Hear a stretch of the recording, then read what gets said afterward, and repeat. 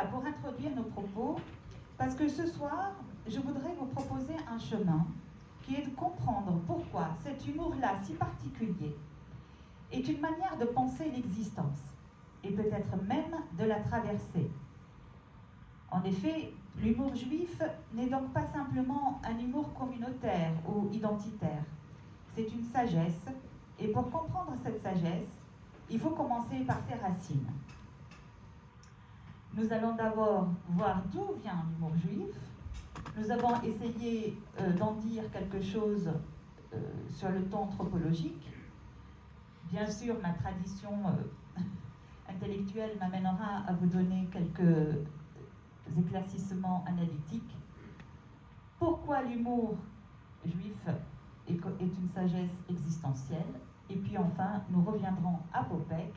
Et je vous en dirai également quelques mots avant de vous laisser apprécier par vous-même son talent. Eh bien, pour commencer, je voudrais faire appel à votre imagination. Imaginez une communauté qui vit depuis des siècles dans une précarité constante, sans État, sans territoire fixe, exposée à la violence et à l'exclusion. Une communauté qui n'a pour héritage tangible qu'une langue, le yiddish, une culture de la parole et une tradition de l'étude qui remonte à des millénaires. Ce monde-là, le monde juif ashkénaze d'Europe centrale et orientale, fait naître ce que nous appelons l'humour juif et dont nous parlons ce soir. C'est un monde fragile, marqué par l'exil, la précarité, les persécutions, mais aussi d'une richesse exceptionnelle. Une langue vivante et inventive, une culture du récit, une omniprésence de la discussion héritée d'une tradition de la parole et du débat, comme je disais, qui occupe une place absolument centrale. Née de l'étude talmudique, qui est une immense conversation, plusieurs générations de rabbins qui dialoguent, s'opposent, se répondent, se contredisent même. C'est pourquoi l'humour juif prend souvent la forme paradoxale de retournement et presque de surenchère.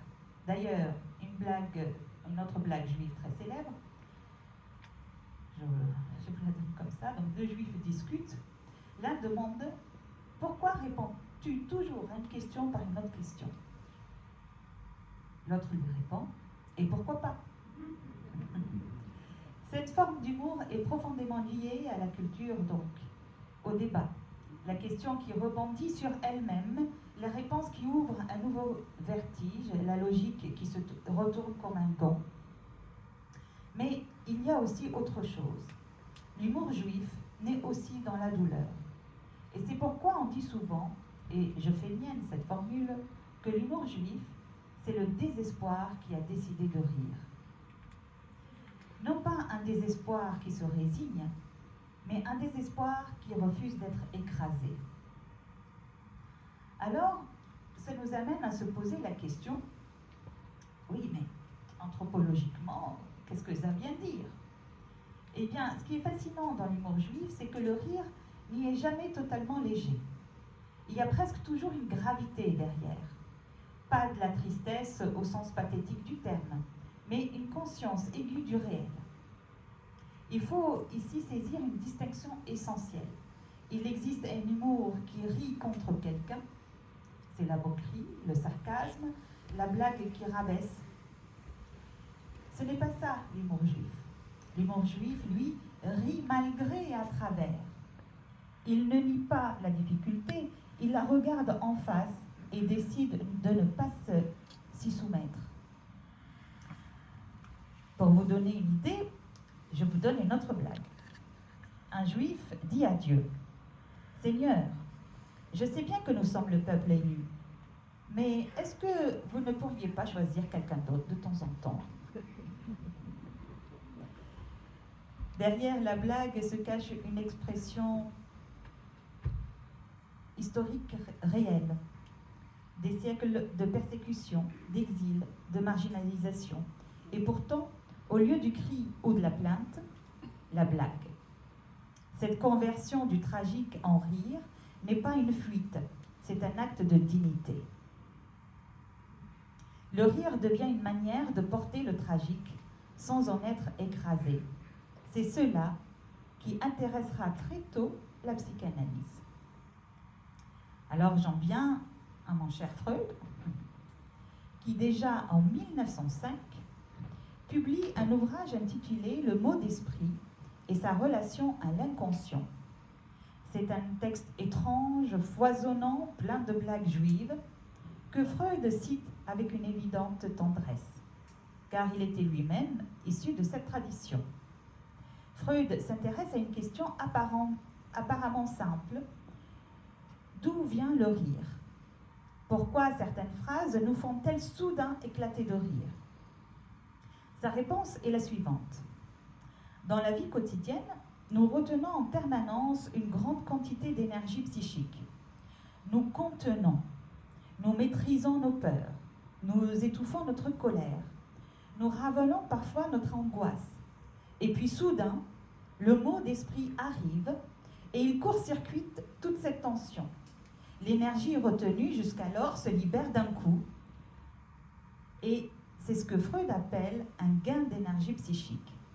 Ce gain, nous l'éprouvons comme un rire. Mais Freud va plus loin. Et c'est là que cela devient particulièrement intéressant pour nous ce soir. En 1927, il publie un court texte, simplement intitulé « L'humour ». Et il établit une distinction fondamentale. Il distingue le comique de l'humour. Le comique, comme nous l'avons vu tout à l'heure, c'est souvent le rire qui naît de la moquerie, de la maladresse de l'autre, d'un sentiment de supériorité. On rit de quelqu'un, c'est un rire qui rabaisse, qui humilie. Mais l'humour, lui, est une toute autre chose. Et Freud dit quelque chose de magnifique, je cite librement. L'humour est une manière pour le psychisme de dire « Le monde est difficile, mais je refuse d'en être humilié ». Autrement dit, l'humour est une victoire du moi. Le sujet qui fait de l'humour reconnaît pleinement la réalité. Il ne se berce pas d'illusions, il ne nie rien, mais il refuse de se laisser définir par elle. Il se place au-dessus de la souffrance, non pas pour l'ignorer, mais pour lui dire « tu n'auras pas le dernier mot ». Freud conclut son texte par une phrase remarquable « L'humour est la plus haute des défenses psychiques ». Non pas une fuite, non pas un déni, mais une souveraineté de l'être sur l'existence. Dans l'humour juif, cette dimension est particulièrement visible. Le sujet reconnaît la tragédie, il refuse de s'y soumettre. Après tout, c'est une forme de liberté intérieure que rien ne peut confisquer.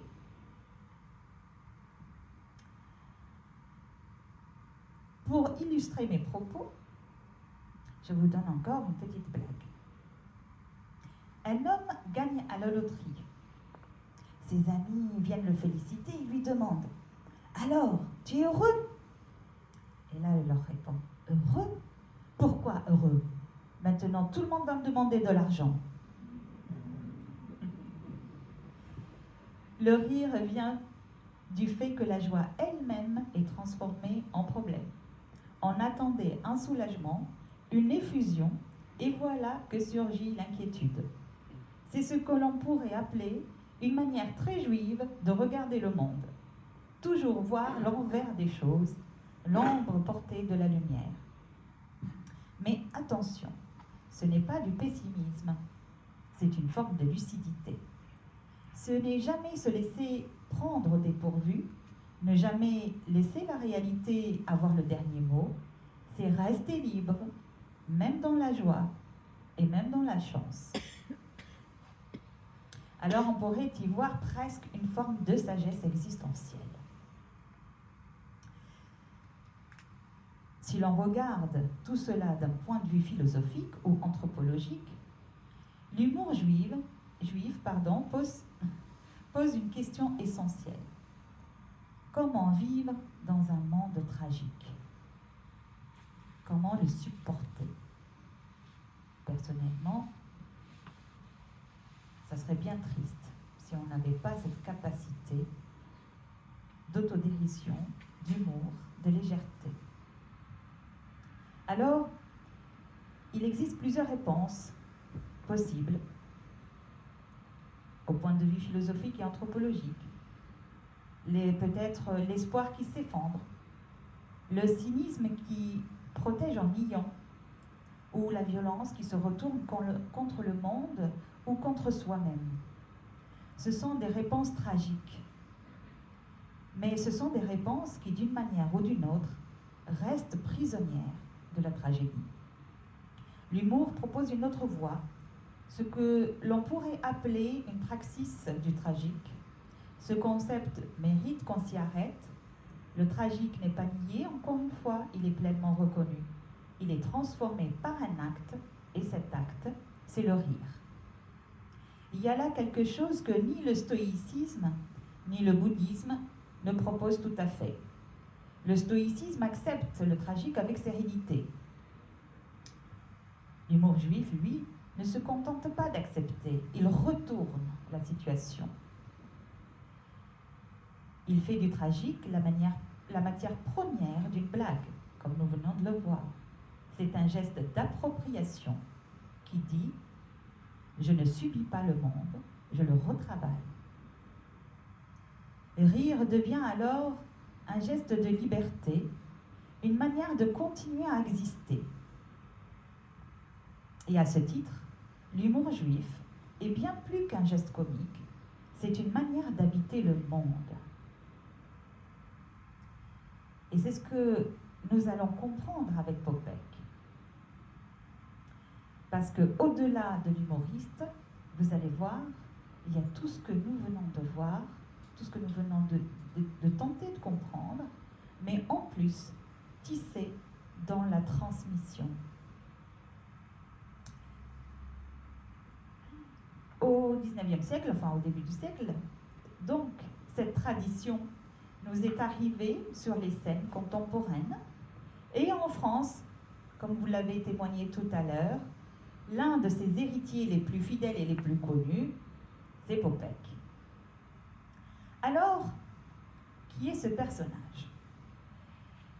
Ce personnage qui est devenu mythique est un petit homme que vous connaissez très bien, avec son costume sombre, son chapeau melon, son accent de l'Europe de l'Est. Il incarne une figure très ancienne de l'humour juif. Le petit homme qui observe le monde, qui ne comprend pas toujours ses règles absurdes et qui les dit tout haut avec une innocence désarmante. D'ailleurs, à 88 ans, quand il vient présenter son dernier spectacle dans une matinale très connue du dimanche, il présente donc, parce qu'à 90 ans, il continue à présenter ce spectacle qui est Fini de rire, on ferme. Rien que ce titre est déjà une blague en soi. On parle de fin en faisant rire. Le paradoxe est bien le programme. Il commence donc cette émission ainsi. On me demande souvent d'où vient le nom Popek. Dans quel état je suis né? Eh bien, je suis né dans un état lamentable. Derrière ce mot d'esprit, il y a une histoire.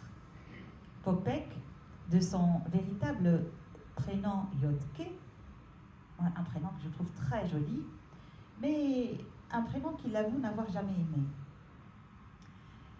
Donc, Yotke, le petit Yotke, est né dans une famille juive polonaise par sa mère et roumaine par son père. Une histoire marquée par l'exil, la pauvreté et la guerre. La guerre qui lui a volé sa mère très jeune et l'avait obligé à quitter la chambre de bonne parisienne où il vivait avec son père pour l'OSE, l'œuvre de secours aux enfants. Il y grandit alors de foyer en foyer jusqu'à ses 18 ans. Et il dit quelque chose de remarquable et en même temps de très beau qui résume tout ce que nous avons évoqué ce soir. je ne fais que citer. Les histoires les plus drôles sont souvent tirées des histoires les plus tristes. Son père, Iancu Ertzu, lui-même émigré, à peine arrivé en France, s'est engagé dans l'armée. Popek raconte qu'un jour, enfant, il lui demande « Papa, c'est dur la guerre ?» Et son père lui répond « Ça m'a rendu fou. Quand je suis arrivé à l'hôpital, je vérifiais tout le temps si j'avais ma tête, mon cœur, mon portefeuille et mes testicules. »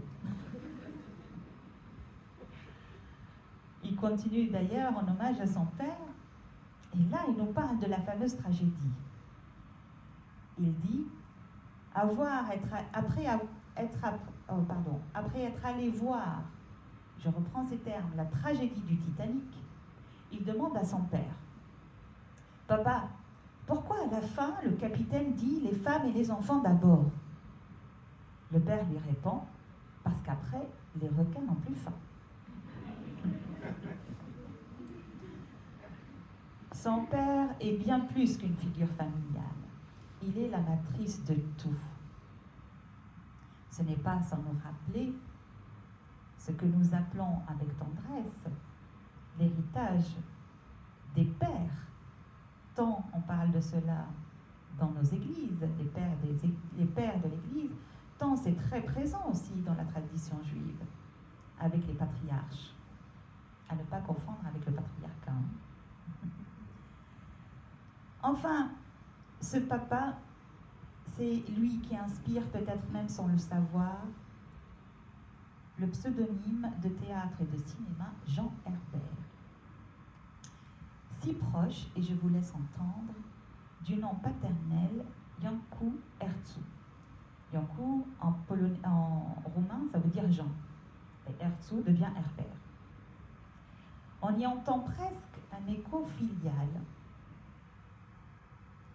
Et c'est en imitant d'ailleurs cet homme, en reprenant ses intonations, ses inflexions, ses manières de tourner une phrase, mais également celle des parents des enfants de l'OSE, cette communauté bigarrée d'accents venus de partout, que le jeune Yotke commence à se faire remarquer. Il ne sait pas encore qu'il est en train de construire un personnage. Il croit simplement imiter son père, dont l'accent d'ailleurs lui faisait honte, plus jeune. Et pourtant, ce personnage a donné naissance une deuxième fois à son fils en lui permettant de devenir Popek. Les blagues que nous venons d'entendre, ou celles que vous allez voir tout à l'heure, mais notamment en référence au père concernant la guerre, le Titanic, Popek les raconte encore aujourd'hui comme si elles venaient de se passer. Et l'on comprend pourquoi. Elles ne sont pas des anecdotes, elles sont une leçon, une manière d'être au monde que le père a transmis sans le savoir, dans l'éclat d'un mot, dans le retournement d'une situation à son fils. D'ailleurs, un jour, Popek ramène un grand prix de théâtre. Fier, il l'annonce à son père. Et le père répond, sans sourciller, « Je ne sais pas de qui tu tiens ce don-là. Ça doit être de ta mère. Elle montait tout le temps. » Bien sûr, on rit, mais on entend quelque chose de plus profond. Une façon de dire « je t'aime » sans le dire, de célébrer sans s'épancher, d'être fier sans se laisser attendrir.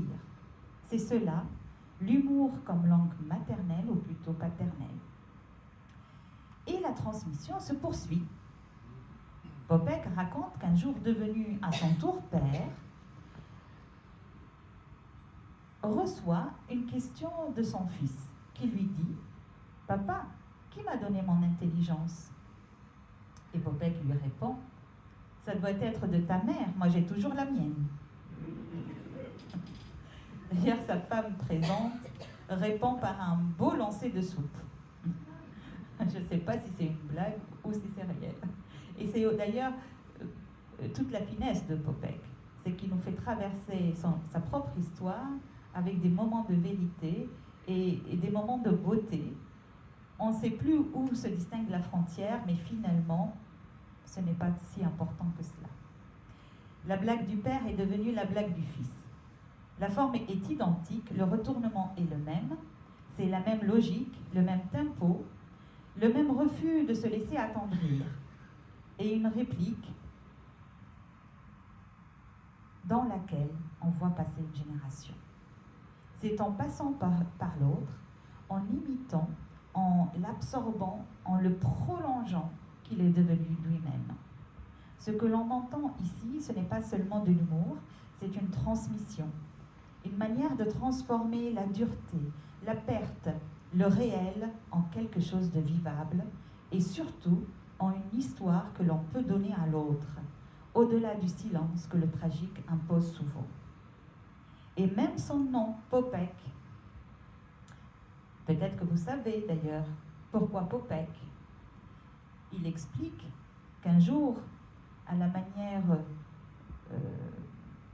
je crois d'un grand musicien, je ne sais plus,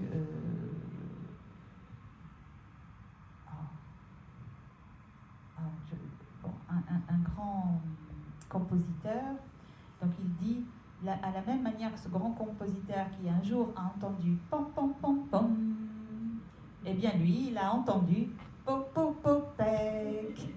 Voilà, c'est comme ça qu'il le raconte. Et justement, nous allons lui faire hommage à ce Popek, à cette tradition, à ce qu'il nous transmet dans son rire, dans ce qu'il est, dans la vie qu'il a traversée. Nous allons voir son sketch intitulé en effet « On n'est pas des sauvages ». Je vous invite à observer comment Popek fait des règles les plus banales de la vie quotidienne, comme la politesse, la convenance, la bonne tenue, une véritable philosophie de la civilisation. Regardez comment la banalité devient entre ses mains une scène philosophique. Mais avant, je voudrais simplement terminer mes propos par une dernière blague. Un homme dit à son ami « La vie est terrible ». L'autre répond « Oui, mais comparé à quoi ?» Comparé à quoi? C'est peut-être la question la plus libre qui soit. Elle ne nie pas le poids de l'existence, elle le relativise, non pas par légèreté, mais par une forme de sagesse qui refuse l'absolu du malheur. Ce soir, nous avons traversé ensemble quelque chose.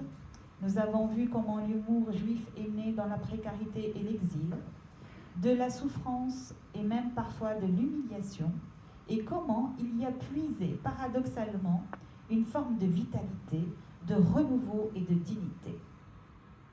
Nous avons entendu Freud nous dire que le rire, le vrai, celui de l'humour, est une victoire du moi sur le monde.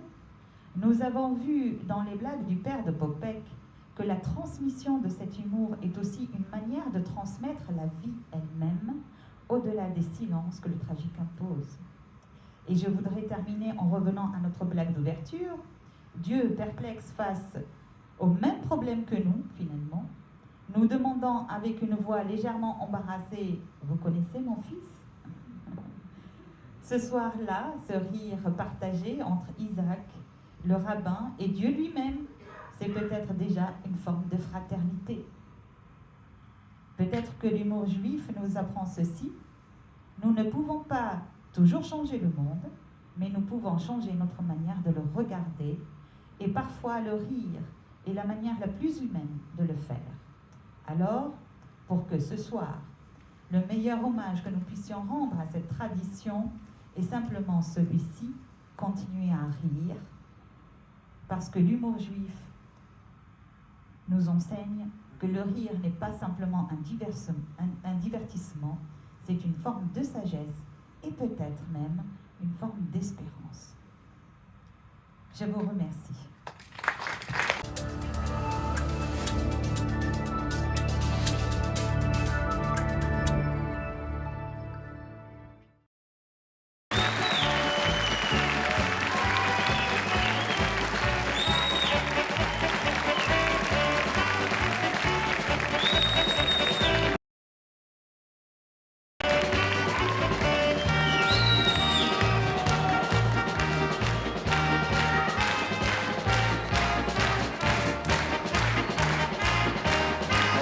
va.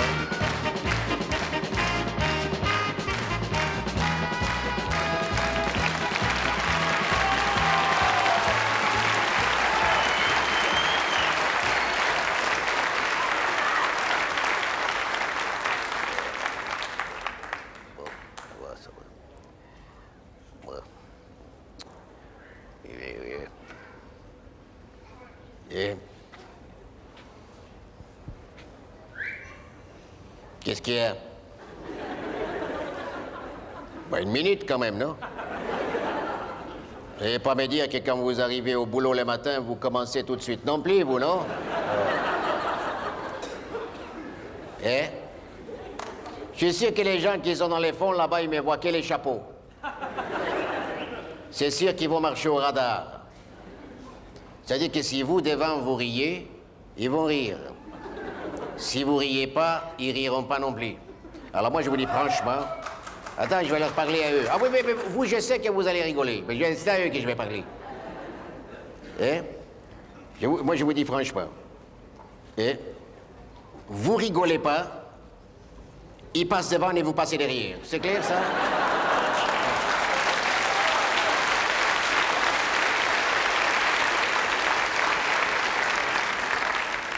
Si tout le monde met de la bonne volonté, on ira se coucher de bonne heure.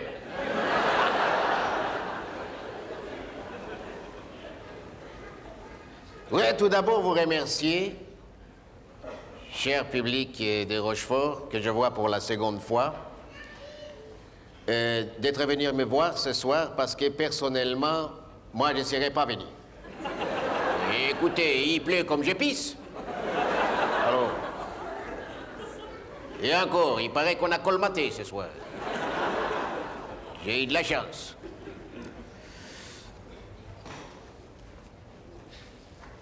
Oh.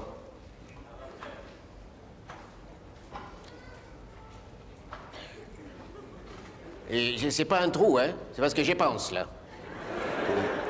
Je pense. Et je pense, et plus je pense, et plus je pense, et plus je suis content de vous voir. Bon, vous allez me dire que vous n'êtes pas venu pour me voir penser. C'est un fait. Donc, je pense que je voudrais vous dire que je suis très énervé. Parce qu'on est agressé de tous les côtés. Maintenant. Moi, je sors de chez moi, pas plus tard qu'hier. J'entends crier au voleur. Je me plaque contre le mur. Parce que je ne suis pas du genre qui se sauve. Et je vois passer un jeune homme qui courait avec un sac à main, poursuivi par une vieille dame. Moi, mon sens civique ne fait qu'un tour, je l'attends de la jambe, mon vieux. Oh, la vieille, elle s'est retrouvée les quatre fers en l'air.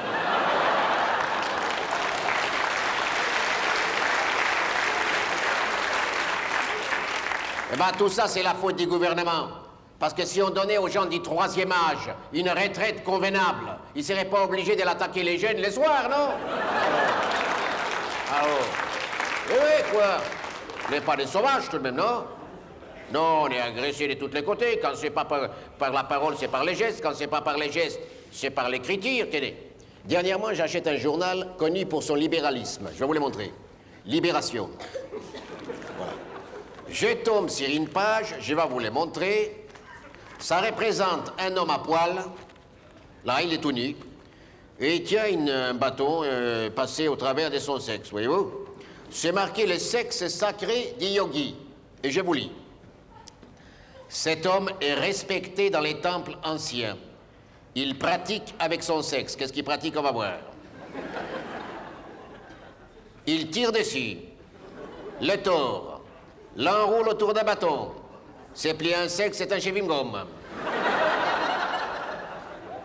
Puis, s'attachant à un poids de 70 kilos, il se sert de son sexe en le soulevant. Il le soulève avec son sexe, comme en se servant de son sexe comme d'un levier. Écoutez, j'invente rien, madame. Qu'est-ce que vous dites? Lisez, là. Non, mais moi, je vais tomber si j'y vais, là.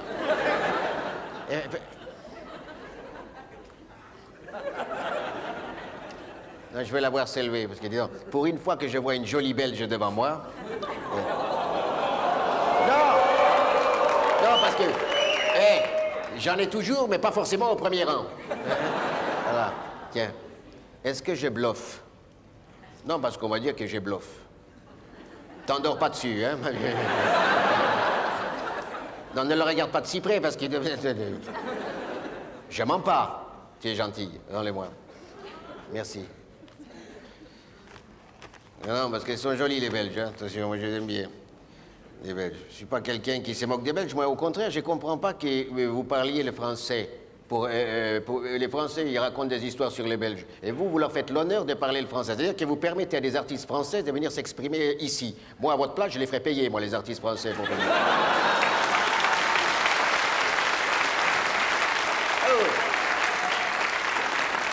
Bon, c'est pas le tout. Moi, je me suis adressé à mon professeur de gymnastique, parce que je fais pas du yogi, mais je fais de la gymnastique. Je dis, est-ce que vous trouvez ça normal, ça, monsieur? Un homme qui soulève avec son sexe un poids de 70 kilos? Il me répond, non, c'est pas sérieux. Commencez déjà avec 5 kilos. Imbécile. Non, on est agressé de tous les côtés. Parce que les cinémas pornographiques, il y en a partout. Faut voir les titres qu'ils osent mettre dans les cinémas maintenant. Grimpe-moi dessus et fais-moi mal. Prends-moi comme une bête. N'est pas des sauvages tout de même, non? Si c'est pas ça, c'est l'arrière-train sifflera 3 fois. Qu'est-ce que ça veut dire, ça? Alors, tout fout le camp, hein? À Paris, ils nous ont supprimé les Vespasiennes. Vous allez dire que ça sentait mauvais, mais on pissait gratis. Ils les ont remplacés par des nouvelles en aluminium. C'est 1 franc l'entrée. Il faut attraper le coup, hein? Sinon, c'est lui qui vous attrape. Je me suis fait avoir là-dedans, moi, c'est un attrape-couillon, ce machin-là. Au bout d'un quart d'heure, la cuvette se transforme en siège éjectable. J'irai sorti trempé comme un ver solitaire. N'y allez jamais, hein? Vous allez me dire qu'est-ce que vous foutiez là-dedans pendant un quart d'heure? Ben, ils vous mettent de la musique classique. Moi, pour les mêmes prix, j'écoute tout le morceau, comprenez-vous?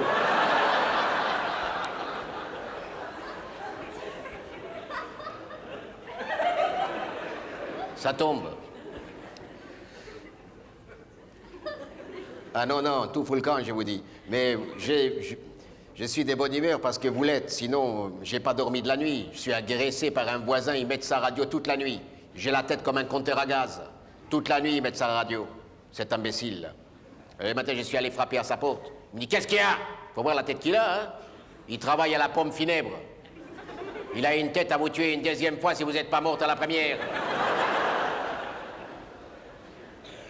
Allez, je lui dis, monsieur, si ça vous dérange pas, c'est pour la radio. Il dit, qu'est-ce qu'elle a, ma radio?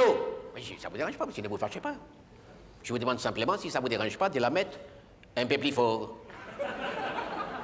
Parce que la mienne est en panne. Il me dit, c'est vous qui payez mes piles? Je vous donne 1 franc et tous les matins, je vous glisserai 1 franc sous la porte. J'ai tenu le coup pendant 7 jours. J'avais la tête comme un compteur à gaz. Le 8e jour, j'ai pas mis la pièce. Il est venu chez moi, il me dit, et ma pièce? Je lui dis, tiens, la voilà ta pièce. Mon pioqui. Il me dit, ah bon, c'est comme ça? Eh ben la radio, c'est fini.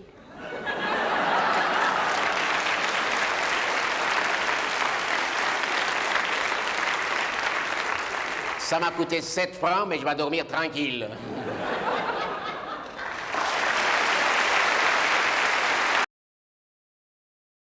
Grosse patron. Mais quand vous l'avez donné à laver une fois, ça vous revient la moitié. Tandis que moi, j'ai fait une taille universelle, tout le monde peut rentrer dedans. Là, voilà la différence. Un jour, il y a un client, il me dit, on peut rentrer à 2 là-dedans. Il dit, ça, si vous rentrez à 2, c'est votre vie privée, ça regarde personne. Alors, tiens, touchez la qualité, vous allez voir, touchez. Hein, faites passer. Faites passer. Hein, c'est la qualité. Faites passer, là. Faites passer. Hein? Non, ne vous essuyez pas les mains, c'est pas un torchon, monsieur. Tiens, donne-moi le caleçon. Merci. C'est de la qualité.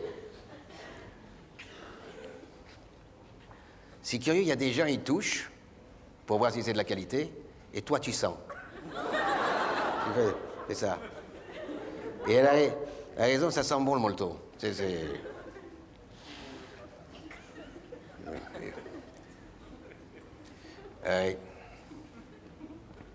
savez, quand j'ai commencé au Petit Café Théâtre, ça a duré pendant presque une demi-heure.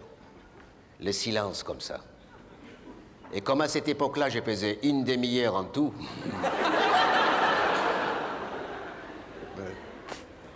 Et pourtant, je suis sûr que ça leur plaisait bien parce qu'ils souriaient tout le temps. C'était un quart des japonaises. Et les chauffeurs, cet imbécile, ils les avaient amenés chez moi. Et ils allaient un peu plus loin, il y avait un cabaret de tripettises, là. Ils les amenaient chez moi. Manqué qui allait et qui s'est allumé, hein, quand ils ont vu les caleçons, non, les japonaises. Des gens très polis, les japonais. Ils sont restés jusqu'au bout et ils m'ont passé des commandes. N'empêche que je suis sûr qu'il y a un marché à prendre au Japon dans les caleçons. Comme on dit en France, là, il y en a un dont on parle tout le temps en ce moment. Là. Moi, je peux devenir le Bernard Tapie du caleçon molletonné. Bon, faudrait que je me trouve un slogan publicitaire, quelque chose de choc, par exemple. Nippon, si Sakaya Ozakai, Banzai, c'est me caleçon, voilà. Ah.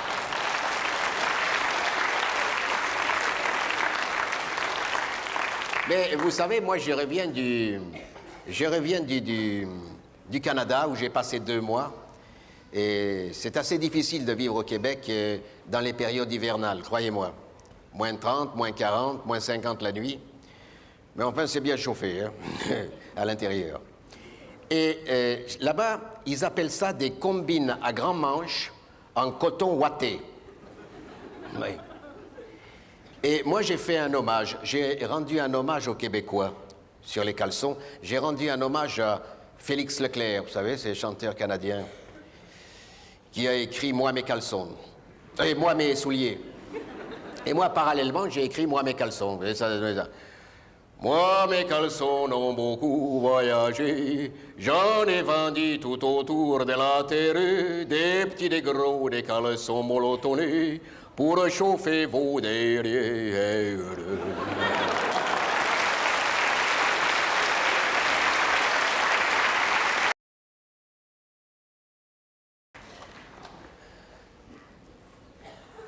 J'ai promis à une dame qui était là ce soir et qui organise un petit peu les choses, que je lui dirais des choses nouvelles par moment. Pas forcément des sketchs, des choses qui me sont arrivées véritablement. Mais pas beaucoup parce que je suis très jaloux des choses nouvelles, mais vous méritez bien que je vous en dise. Mais je vais vous raconter, c'est pas un sketch. C'est une histoire vraie que j'ai vécue. Est-ce que vous savez que les constructeurs automobiles, je vais vous en donner la preuve, ont partie liée avec les garagistes? Parce que l'histoire qui m'est arrivée dans une Renault 25 Deluxe est authentique autant que pathétique. Et d'ailleurs, s'il y a des propriétaires de la Renault 25 Deluxe, ils ne me démentiront pas. Donc, c'était l'année dernière, sur une petite route de Normandie. J'ai roulé tranquillement dans une Renault 25 Deluxe. Entre parenthèses, vous remarquerez que ça fait 3 fois que je cite la Renault 25 Deluxe. Hein. S'ils ne me font pas 30%, je passe chez Peugeot. Voilà. Donc, j'ai roulé tranquillement assis dans ma Renault 25 Deluxe, à côté du chauffeur, oui, le chauffeur, lui, il va arriver tout de suite. À côté du chauffeur qui, lui, il roulait très vite. Ça, je me rappelle, je lui en ai fait la remarque, il m'a dit d'un air fier et sûr de lui, ne vous inquiétez pas, c'est une voiture qui roule au radar. Bon. Soudainement, arrivé dans un tournant qui tournait très vite dans un virage, une voiture surgit en face de nous.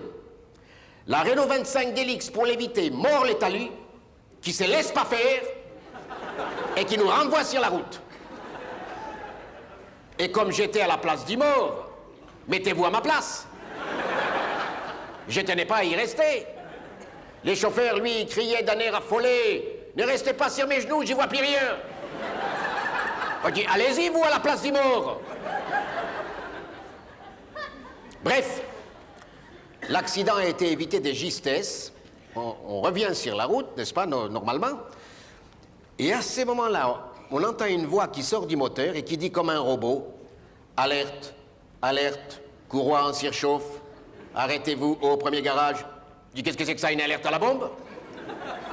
Les chauffeurs me répondent, vous savez, d'un air de me prendre pour un imbécile. Non, non, c'est l'ordinateur. Et le robot qui continuait, alerte, alerte, arrêtez-vous au premier garage. Je dis, mais arrêtez-vous, bon sang. Il vous dit de vous arrêter, on vient de passer un garage, là. Si il est dans le moteur, il sait ce qu'il dit. Et les robots qui continuaient sans s'énerver. Alerte, alerte, arrêtez-vous au premier garage. Alors je me suis énervé à sa place. Je lui ai dit, mais arrêtez-vous que je descende, bon sang. Qu'est-ce s'il a suivi pour aller chercher du secours? Laissez-moi descendre. Qu'est-ce si la voiture brûle?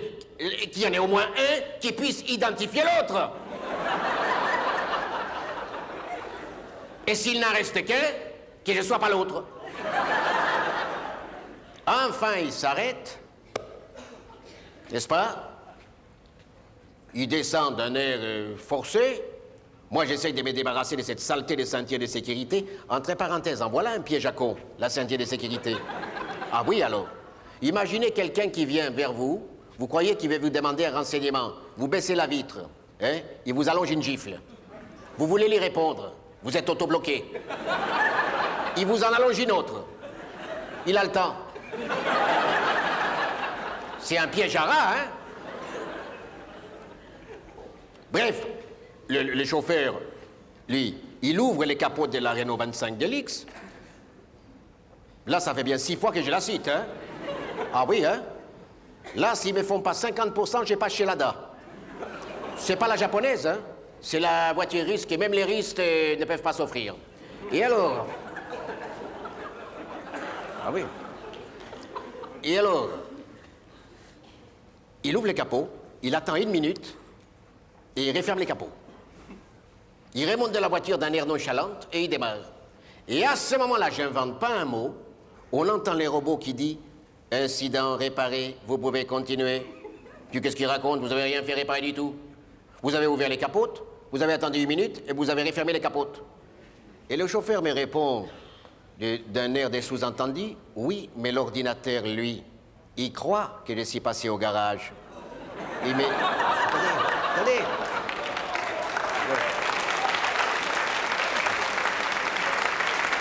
Oui, ben vous riez. Vous, ça vous fait rire. Mais moi, il m'a dit, vous avez compris? Je dis, oui, ça, j'avais compris. Qu'il avait échangé son air con contre une air 25, ça, j'avais compris.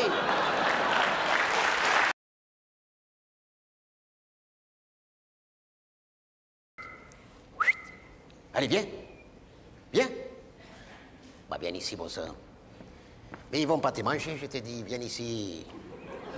Voilà. Ils sont gentils, ces gens-là. Hein? Regarde. Tu dis bonjour? Tu dis bonjour au petit garçon, là? Hein?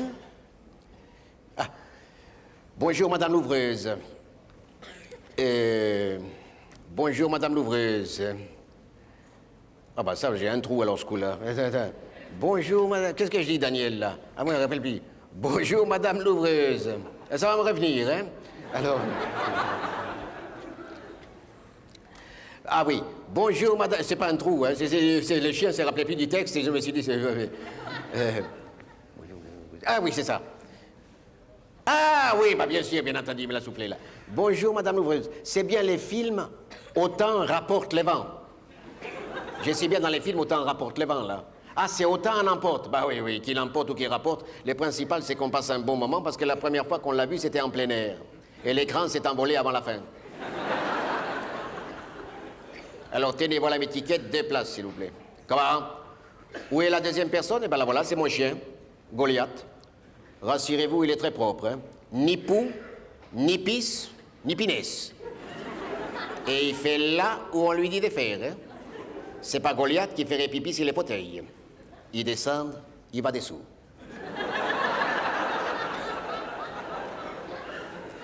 Bon, ben vous lui donnez les pourboires. Qu'est-ce que vous voulez boire? Comment? Ah, jamais pendant le service. Ah bon, alors ça sera pour la prochaine fois. Pardon, madame. Allons nous asseoir. Pardon, monsieur! Pardon, monsieur! Oh, excusez-moi, je vous ai monté sur les pieds, monsieur. Ah, si, c'est de votre dame. Excusez-moi, madame, je me suis trompé des pieds. Mets-toi la Goliath et arrête de faire la gueule. Belle et les clochards, on l'a déjà vu 3 fois. Le cinéma, ce n'est pas fait que pour les chiens. Comment, madame? Je suis assis sur votre manteau et ça ne me dérange pas. Comment? Il va froisser. Eh bien, enlevez-le. Si il va froisser, comme vous dites, c'est qu'on vous a vendu de la saleté. Tenez, voilà ma carte, caleçon molletonné garantie infroissable. Goliath, lui, je lui en mets pas. Mais je lui mets quand même sa ceinture et anti-viol. Et pourtant, c'est un mâle, hein.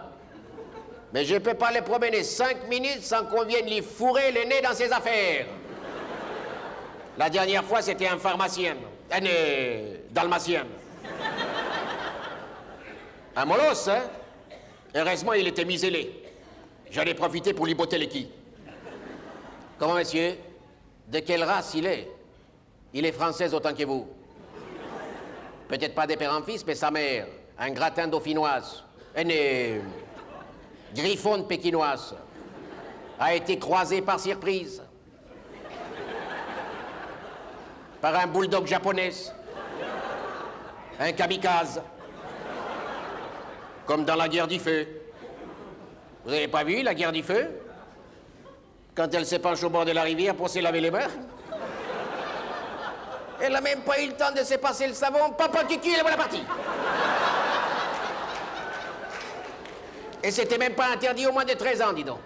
Alors de quoi j'ai eu l'air, moi, quand mon petit-neveu de 9 ans m'a demandé « Tonton, qu'est-ce qu'il lui a fait à la dame, le monsieur ?» Heureusement, j'ai pas perdu mon sang-froid. Je lui ai rien répondu. Ah, il y a des fois, hein, il faut savoir parler aux enfants, hein. Alors pour en revenir à mon chien, il a pris la tête à son père et le reste à sa mère. Personne n'est parfaite. Et on appelle ça un chihuahua. Dis donc, ton petit voyou, t'as fini de lui faire des grimaces? Comment ça, c'est lui qui a commencé? Il grimace pas, c'est sa tête qui est comme ça. Alors, mais ne les caressez pas, vous, bon sang. Vous voyez pas que ça lui plaît pas? Alors, je caresse pas votre femme, moi, non? Ça y est, voilà un de 1m90, il faut qu'il se mette juste devant Goliath. Eh ben, mon chihuahua, chihuahua. On va l'entendre, hein? Paf! Eh ben oui, monsieur, c'est après vous qu'il en a. Non, non, il mord pas, il mord pas. Au début, il prévient. Que vous avez 3 minutes pour changer de place. Il faut pas se fier à l'apparence, hein? Il a un flair des chiens policiers. L'autre jour, il y a une dame, elle a laissé tomber sa broche en or massif, eh ben il l'a avalée. La mémé, elle criait, il faut l'emmener chez les vétérinaires. Elle voulait qu'on lui fasse ouvrir le ventre. Je lui dis, dis donc, mon chien, c'est pas une tirelire, hein? Je vais pas le casser pour vous faire plaisir. Elle m'a dit, il y en a pour 1 million. 1 million? Je lui dis, bon, c'est de l'argent placé. On n'est pas des sauvages, tout de même.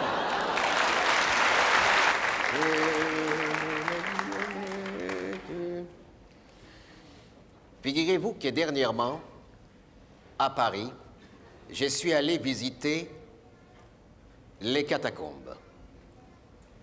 J'étais le dernier visiteur du soir. Et croyez-moi, le train fantôme, c'est rien à côté. L'entrée ne paye pas de mine, mais j'ai quand même payé le ticket. Vous descendez par un escalier en colimaçon à 60 mètres sous le niveau de la mer. Je ne savais même pas que la mer arrivait jusqu'à Paris sous la terre. Arrivé à Paris, vous longez un souterrain qui n'en finit pas. L'air devient de plus en plus froide et humide. Si vous êtes asthmatique avec une sciatique, ça vaut le détour, hein? Au fur et à mesure que vous avancez, la lumière s'assombrit de plus en plus et elle commence à danser comme des faufilettes, comme des féfolettes. J'ai bafouillé, rien qui t'y répondait. D'ailleurs, Daniel, vous allez me redonner l'ambiance des lumières comme quand j'y étais. Vous allez voir, c'est comme si vous y étiez. Restez groupés. Restez groupés. Donnez-moi un jaune pâle. Vous allez voir.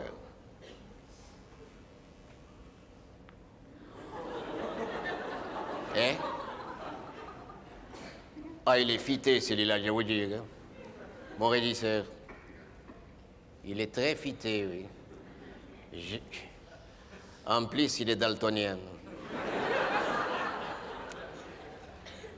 Je lui demande un jaune pâle et il me met un rouge vif. Enfin bref, ça fait rien. Ah, quand même.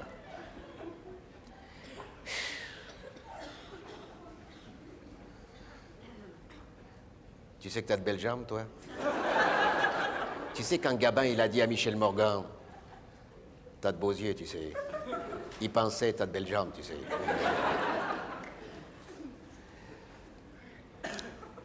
Donc, attends, mets une couverture dessus parce que ça me trouble. Mets ton sac, comme ça je regarderai pas. Voilà, voilà, ça va. Ah, c'est terrible, hein. Ah, là. Donc, vous arrivez au détour d'un souterrain. Tu me suis toujours, hein? Et là, vous arrivez devant un caveau des familles nombreuses. Oui, portant cette inscription en italique. Heureusement, je lis l'italique.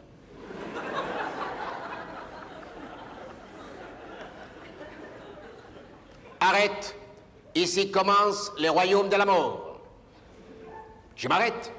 Mais c'est trop tard pour Requilé puisqu'il a visite à un sens unique obligatoire. Alors je la prends de mon courage dans les deux mains, je les pousse devant, il repasse derrière cette saleté. Donc, poussé par mon courage, qui était mort de peur, j'ai franchi une lourde porte en bronze. Et là, ce qui se présente à votre vue vous glace le sang dans les veines. Vous avancez entre deux rangées de cols de chemise, des milliers et des milliers d'écoles de fémur, des tibiates, entassés sur plus de 2 mètres de haut, avec des crânes par centaines, comme des mélons dans l'étalage, qui vous regardent avec des yeux sans trou, et vice-versa. Moi, je commençais à avoir la chair des poules. Mon squelette se met à claquer dedans malgré moi. Heureusement que j'avais la peau sur les os pour les retenir. Il m'aurait bien laissé tomber comme une chaussette, cette saleté. Et il faut lire les écrits des poètes. Si vous n'avez pas le cafard en entrant, ils vous le donnent en sortant.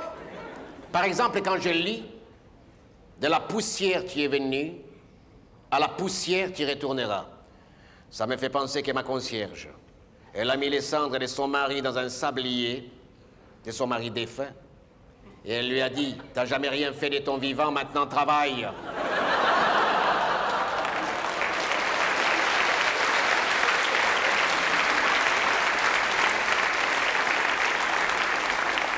Ah, c'est déprimant quand vous lisez tout ça. Il y en a plein comme ça. Il y en a en gothique, il y en a en oblique, il y en avait une en hébraïque. C'était écrit ni fleur ni couronne, tout en espèces. Et alors, il y en a une en latin qui m'a fait froid dans le dos. C'était écrit au son de la trompette, les morts ressusciteront. Vous imaginez un fou qui descend avec un clairon? Mais ça serait la gare Saint-Lazare à 6h du soir. Ou la gare du Nord. Il y en a qui sortiraient avec des côtes en plus, une tête de réchange. Il faudrait mettre des surveillants dans la sortie, Ouvrez votre sac. C'est à vous, ça? Oui. Non, c'est ma femme. Il lui manque la tête? Ben, j'en veux pas, elle avait une grande gueule.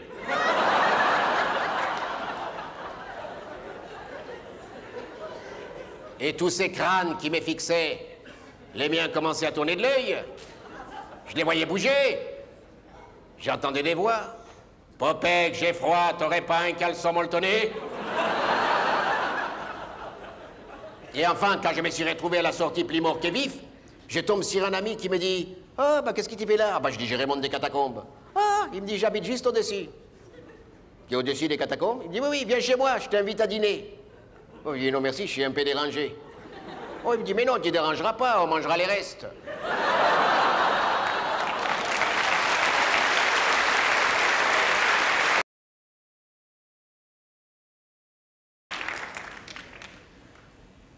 Bonjour, monsieur le marchand de tableaux. Je cherche un tableau représentant un paysage, de préférence dans son cadre, pour qu'il ne soit pas trop dépaysé. Et si vous avez de la peinture à l'huile, parce que la peinture à l'eau, ça s'en va au premier lavage. Quelque chose de gai. On va regarder, si vous permettez, je jette un coup d'œil, là. Oh là là, elle est pas gaie, celle-là, hein? Avec les cheveux qui lui tombent sur les fesses, là. C'est qui, ça, la dame, là? La dame là avec les... Comment? Ah, c'est Bernard Biffette. Ah bon, je ne les voyais pas comme ça, moi, Bernard. Ah, c'est la femme triste de Bernard Biffette. Ah oui, je me disais aussi, oui, oui. Ça, pour être triste, elle a l'air triste, hein. On sent que ça a dû l'emmerder de poser comme ça pendant des heures toutes nues, hein. Vous voyez? Si j'avais ça au-dessus de mon lit, déjà que ma femme, elle est pas gaie, elle serait deux à me faire la gueule.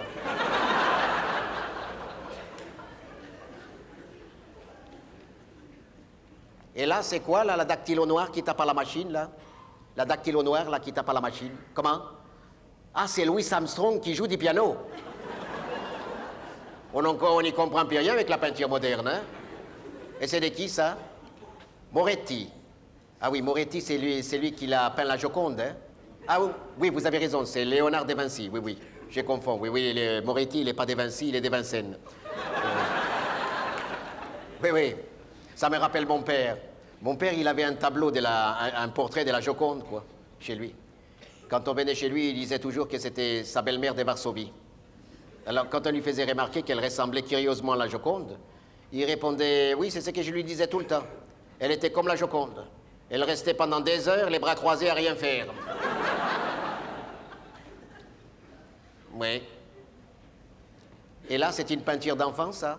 Ça, c'était... Ah, c'est Chagall. Ah oui, Marc Chagall. Chagall, c'est celui qui a repeint les plafonds de l'Opéra de Paris, hein? Ah oui. Il paraît que c'est magnifique. Je me demande comment il a pu faire ça à 30 mètres du sol. Il devait avoir un bon parachute, hein? Oui. C'est pas pour dire, mais les jours où ils voudront en mettre une deuxième couche, ils seront drôlement emmerdés, hein? Ah oui. Et c'est pareil, on n'y comprend rien. Ça représente un homme avec une tête d'oiseau qui tient dans son bras droit une horloge et dans son bras gauche une jambe de femme. Alors qu'est-ce que c'est ça? C'est un type qui a fait des affaires au marché aux pistes ou quoi? Hein? Et qu'est-ce que c'est comme peinture, ça? Ah, c'est naïf. C'est-à-dire qu'un enfant pourrait le faire. Oui. Et ça coûte combien? L'original, oui. 600 000. 600 000, ça fait combien, ça? 60 millions. Ancien. Eh ben, dis donc, pour un naïf, il se débrouillait pas trop mal, hein? Oh là là, qu'est-ce qu'il est arrivé à celui-là? Il est tombé de son cadre. Il a la gueule toute amochée. C'est qui, ça? Là, c'est... Ah, Picasso. Ah bon, le grand Picasso? Ben, dis donc. À la place de Picasso, moi, je l'aurais pas signé, celui-là. Parce que, dis donc, c'est pas pour critiquer, mais les jours où, la nuit où il a peint ça, il devait tenir une sacrée cuite, hein? Elle a même pas les yeux en face des trous, dis donc. Eh ben, dis donc. Et ça représente quoi? La femme qui pleure. Ah ben, dis donc, la femme triste, la femme qui pleure, c'est le mur des lamentations, hein? Dis donc. Ah, ben, dis donc. Et vous croyez qu'elle l'a vu, son tableau, la femme, après avoir été peinte, là? Elle devait pas être contente, hein? Comment voulez-vous que la famille s'y retrouve, là? On croirait qu'elle est passée sous un Kingston, là. Vous imaginez Picasso, au temps de l'Inquisition, en train de peindre, je sais pas moi, Isabelle la catholique, la reine d'Espagne? Il finirait pas le tableau, hein? Ça serait ou les cachots, ou les fachos, hein? Ou l'échafaud. Ah là là, oui. Hein. Et c'est naïf aussi, ça? Ah, c'est Kibik. Ah oui, c'est Kibik. Je voyais bien qu'ils a tourné par rond, hein? Ah, ouais. Et ça coûte combien?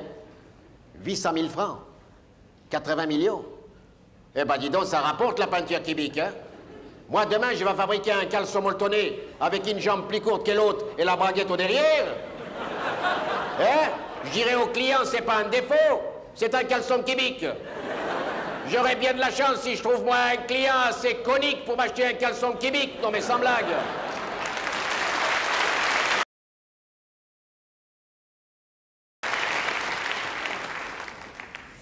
C'est pas ça, mais c'est ça. Vous savez, on n'est pas à la fin de l'année, mais c'est pas croyable le nombre de quêteurs qui peuvent sonner à votre porte pour les fêtes de fin d'année. Cette année, à moi, on m'a vendu pas moins de 15 calendriers. Qu'est-ce que vous voulez que j'en fasse? Je les ai revendus. Je suis sûr que si on faisait une enquête sur les quêtes, on verrait que c'est les calendriers qui rapportent le plus. C'est la seule fois où on se sent obligé d'acheter quelque chose qu'on a déjà chez soi. Et vous avez intérêt à les prendre. Parce que les quêteurs du calendrier ont les moyens de vous faire donner. Il y a d'abord les éboueurs. Ils peuvent vous les faire sentir à 6 heures du matin, en laissant tourner leur vie d'ordure pendant un quart d'heure sous vos fenêtres. Après ça, il y a les PTT, comment vous appelez ça? Les postes, c'est pareil, hein? Ils peuvent laisser dormir votre courrier pendant 8 jours au fond du sac. Après ça, il y a les pompiers. Eux, je leur en prends 2 parce qu'ils savent tout faire. En cas d'incendie, ils cassent les portes, ils rentrent par les fenêtres. Si votre parquet est ciré, ils mettent pas les patins. Ils arrosent vos meubles avec leur pompe à incendie, ils arrosent vos meubles comme des plantes vertes. Et si par bonheur, vous n'êtes pas mort brûlé vif, il vous reste encore une chance de mourir noyé. Et j'en parle en connaissance des causes. Je me suis retrouvé à moitié évanoui sur ma moquette. Eh ben, est-ce qu'il n'y en avait pas un pompier de la jaquette qui profitait de la situation pour m'embrasser sur la bouche? Devant tout le monde, hein? Moi, j'avais honte, mais lui, il n'était pas gêné. Après ça, qu'est-ce que vous avez? Vous avez les témoins de Jafar, hein? Des Jéhovah. Et si vous leur parlez, vous êtes foutus, vous lâchez plus. Alors, après ça, vous avez l'IFOP. À 9h du soir, l'IFOP, je dis, qu'est-ce que c'est que ça, l'IFOP? Qu'est-ce que c'est que ça, l'IFOP? Moi, je ne savais pas ce que c'est. Il me dit, monsieur, c'est pour faire un sondage. Oh, je dis, moi, j'aime pas beaucoup les sondages. Moi, quand j'ai suis constipé, je préfère prendre un suppositoire. Après ça, vous avez les taulards. Les taulards, ils sont venus chez moi. Hein. Ils m'ont dit, bonjour, monsieur, on sort des prisons. Ah, ben, j'ai dit, vous arrivez trop tard, on a déjà volé. Après ça, vous avez les secours catholiques. Oui, ils sont venus chez moi, les secours catholiques. Ils m'ont dit, ils sont venus pour les filles perdues. Là, je réponds que pour les filles perdues, je préfère donner de la main à la main.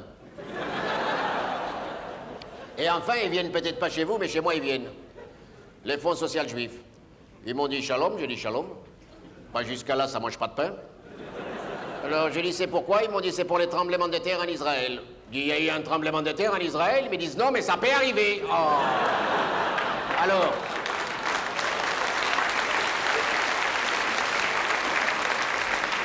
N'empêche que pour l'année prochaine, j'ai pris mes précautions. Dès qu'on sonne à la porte, je vais mettre mon tablier de cuisine, je vais prendre l'accent portugais et je vais répondre, la madame, elle n'est pas là.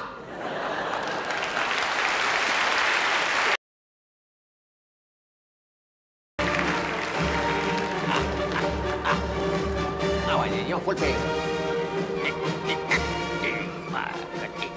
C'est le faire, c'est le faire. Pardon, madame. Pardon, monsieur, pardon, madame. Pardon. Ah bah il est là, tiens. Pardon, monsieur, est-ce que je peux vous demander la place parce que c'est mon fils qui est là devant. Il fait la haie d'honneur pour les défilés des 14 Juillet, c'est les Champs-Élysées. Merci beaucoup, monsieur. Tenez, voilà ma carte, Calcio Moltonegro et Demiro. Psst. C'est papa. Psst. C'est papa. C'est pas celui qui me reconnaît pas, hein? Je suis juste là derrière toi, j'ai là tout ça, qu'est-ce qu'il te faut à manger? Ils sont là au garde à vous avec un fusil de 20 kilos, un fusil de 20 kilos. Il n'y a personne qui passe. Il n'y a personne pour commander les repos, là. Ils vont attraper la crampe, hein. Tiens, pose-le un peu les fusils par terre, là. Qui c'est qui te l'a dit? C'est moi que je te l'ai dit. Non, mais sans blague. Tiens, va te donner une banane à manger, ça va te réconforter. Tiens, allez, mange ça. Allez, commence par les histoires. Hein. Quoi, interdit? Interdit, c'est pas interdit de donner à manger à son fils, non? On n'est pas chez les tsars, ici, non? Il va tomber, hein, c'est sûr qu'il va tomber des congélations. Depuis 6 h du matin, ils sont là sans manger. Tu préfères un cornichon? Je vais te les faire, non? Sandwich au cornichon, non? Alors mange la banane. Je vais me fâcher, hein?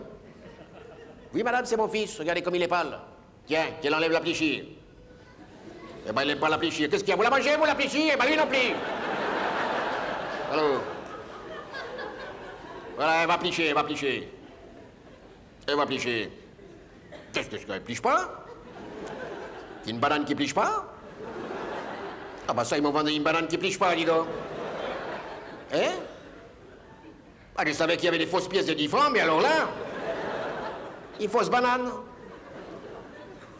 Elle est fausse, hein? Hein? Elle est fausse? Bah bien sûr qu'elle est fausse. On voit que c'est pas vous que vous achetez les vrais. Eh, alors si je joue la pièce 800 fois, il faut que je l'achète 800 bananes? Eh... Et qui c'est qui va les manger après? Je vais pas attraper la bananite pour vous faire plaisir, moi, hein? Alors, quoi? Elle épliche pas peut-être, mais elle klaxonne.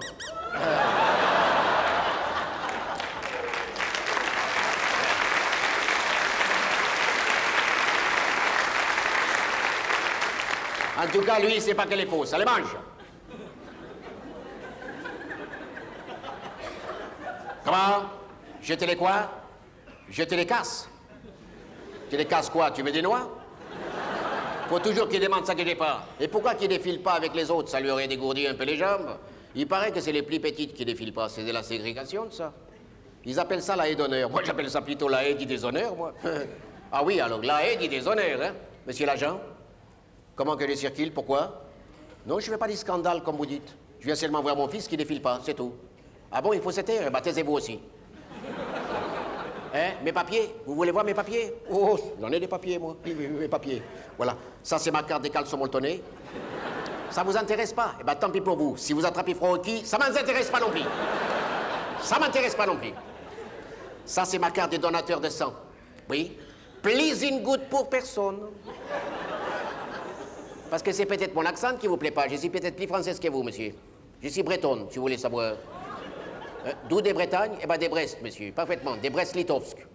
Alors. Et apprenez que j'en ai des attaches profondes ici depuis pas mal de siècles, puisque c'est une de mes ancêtres qui en avait inventé les ponts pour les châteaux forts, qui d'ailleurs ça portait son nom, les ponts Lévis. Alors. Mais sans blague.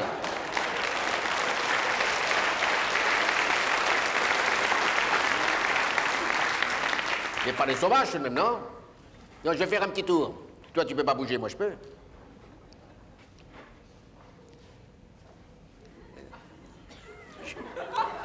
Je blaguais. Je le disais exprès. Enlève ce que t'as mis dessus, là. Et tu n'enlèves pas, je joue plus. Voilà. Regardez-moi celle-là, comment qu'elle s'épanche sur les troufions, ouais. Sur les troufions, là. Encore une hystérique, ouais. Regardez-moi ça. Regardez-moi ça, avec ces... C'est pas toi, hein, c'est mon personnage, là. Avec ses mini-jipes au radiki, là. Regardez-moi ça. Plus ça va, plus c'est court. Après, on s'étonne qu'il y a des viols. Enfin, moi, c'est pas mes affaires, hein. Regardez-moi ça. Enfin, moi, ça me regarde pas, hein. Moi, je suis pas curieux de nature, non. Enfin, c'est vrai, quoi. Plus ça va, plus c'est court, alors. Enfin, je vous dis, ça me regarde pas, moi. Ah bah dis donc, on les voit tous les culs, dis donc. Elle a même pas de... Eh ben, voyez. Elle est kilottée, celle-là, alors. Ah si, c'est une culotte collante transparente. C'est nouveau, ça? T'es même pas molletonné? Vous avez vu la dame, là? Là, hein? Vous l'avez pas vu? Eh ben voilà. Comment? Vous l'avez pas vu non plus? Eh ben voilà. Prochaine séance à 4 heures. Et vous, les gros, là, pourquoi vous les filez pas? Oui, il paraît que c'est les plus petites qui les filent pas, mais vous êtes pas petites, vous êtes gros, et les grands comme tout, et les costauds, celui-là. Pourquoi vous les filez pas, vous? Vous avez quoi? Des quoi? J'ai pas compris. Des émeraudes.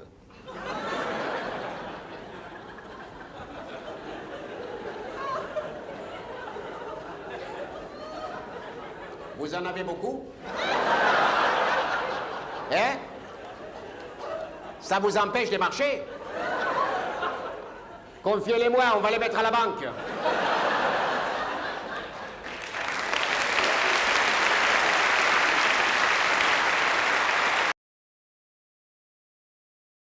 Vous savez qu'en France, je ne sais pas en Belgique comment ça se passe chez vous, mais en France, j'ai lu dans un journal qu'on allait ramener la période du service militaire à 6 mois ou à 8 mois, je crois.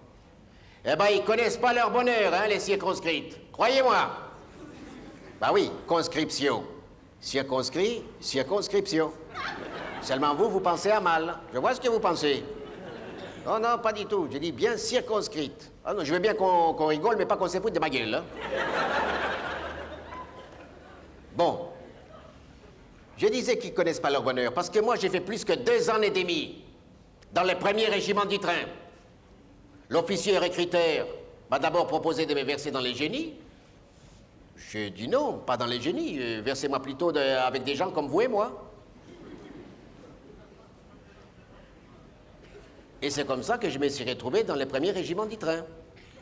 Je me disais, dans le train, on sera tranquille, on verra passer le paysage, on verra pas passer le temps. J'ai jamais vu le train. On nous a emmenés en bateau. Et je me rappelle qu'à notre arrivée à la caserne, on nous a accueillis par ces mots, « L'armée sera votre seconde famille ». Si vous saviez les chagrins que j'ai eu de quitter ma nourrice 2 ans et demi plus tard. Et je me rappelle qu'on nous a accueillis en nous disant, « Qui sait jouer au ping-pong ?» Je lève la main, c'est mon sport favori. « Allez-y, faites la vaisselle. » 800 assiettes à laver. On lui a demandé franchement un volontaire pour faire la vaisselle. Je n'aurais pas levé la main et puis c'est tout.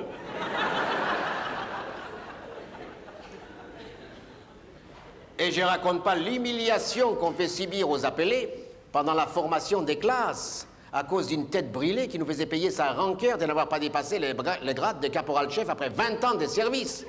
Alors, au premier maniement d'armes, il avait trouvé sa tête de turc, c'était moi. Et pourtant, ça se voit bien qu'il ne suis pas turc.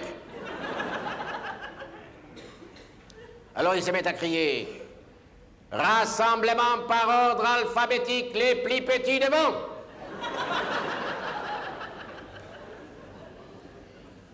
Il y a mon voisin qui me souffle. Il a fait un pléonasme. Il dit, il a fait quoi? Et vous là-bas, les deux intellectuels, c'est fini de se faire des signes d'intelligence? Je dis, tu vois, avec tes conneries, de me raconter des histoires des cataplasmes qui nous a fait repérer. Et commence la formation psychologique. Au combat, une seule consigne. Que chacun tue son homme et il pourra considérer qu'il a fait son devoir. En commençant par la gauche et ainsi de suite, répétez. À côté de moi, il y avait une Sénégalaise, albinos. C'était son nom. Il dit, moi j'en tue deux, chef. Ah ben j'ai dit, chef, il a tué les miens. Alors, est-ce que je peux rentrer à la maison? Monsieur fait de la zèle, et j'ai dit non, pas du tout, j'ai fait du caleçon molletonné, chef. Prenez les fusils entre les dents, mettez-vous à plat ventre et faites-moi 30 tractions. 30 tractions? Exécution! Bah, exécution, si on se met d'accord sur les prix de la traction. Monsieur est une forte tête, hein? Non, pas tellement, 56 ou 57 des tours de taille, c'est la tête ordinaire. Vous me ferez 8 jours, et moins de 15, ça m'intéresse pas, chef. Il me dit, mon petit père, moi, je vais finir par te les secouer. Alors, je dis, alors attendez une minute, parce que si vous voulez me les secouer, je vais d'abord me les attacher pour ne pas les perdre. Il dit, vous allez la fermer? Et je dis, d'accord, je la ferme, je la perds. Et puisqu'on est fâché, je vous parle plus non plus. Et je lui ai tourné les dos. Et à ce moment-là, je me suis retrouvé de face avec un bec de lièvre, comme ça. Ben non, de ce côté-là. Il me dit, ne reste pas comme ça, il va te mettre un coup de pied au qui. Alors, je me suis retourné. Et à ce moment-là, j'ai pris un coup.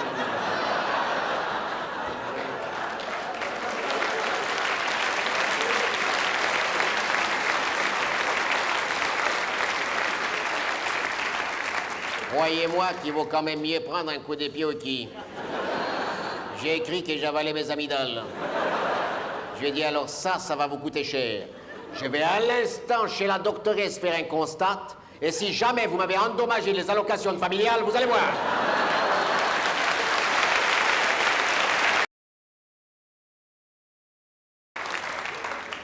C'est chaud, hein? Chaleur. Enfin, depuis les temps que je voulais y aller,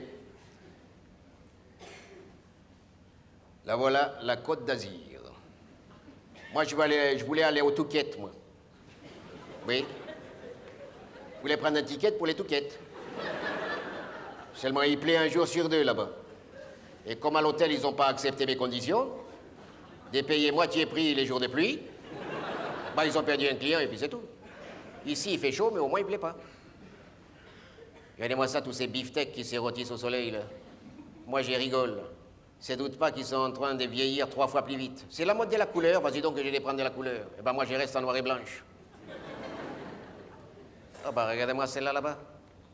Avec les Saint-Bernard en vadrouille, là. Vous voyez? Il y en a des petits, il y en a des gros, il y en a pour tous les goûts. Celle-là, elle en a des petits avec des gros bouts. Elle irait bien avec mon voisin. Parce que lui, il a des petites mains et une grande gueule.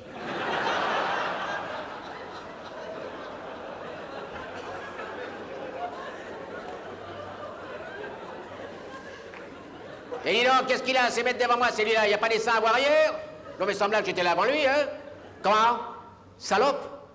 Qui ça, salope? Toutes des salopes, et dis donc, parlez pour vous, hein? Ma femme, c'est pas une salope, hein? C'est une saleté, c'est vrai. C'est pas une salope, comment? Elles font ça exprès pour nous exciter, moi ça m'excite pas.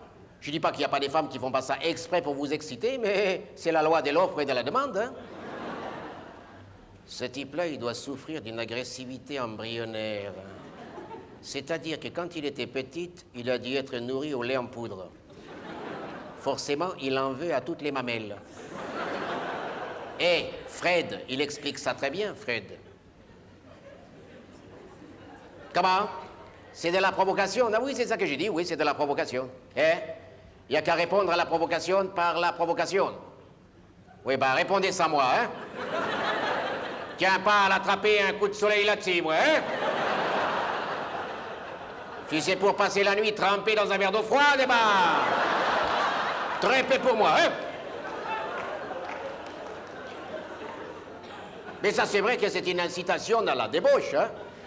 Faudra pas s'étonner si après ça, il y en aura 3 fois plus de veuves du 3e âge que de veufs. Pourtant, il n'y a pas de guerre en France. Vous savez de quoi? Ben, tout simplement, c'est un grand docteur qui me l'a dit, que le cœur a des milliers de fibres, des petites fibres.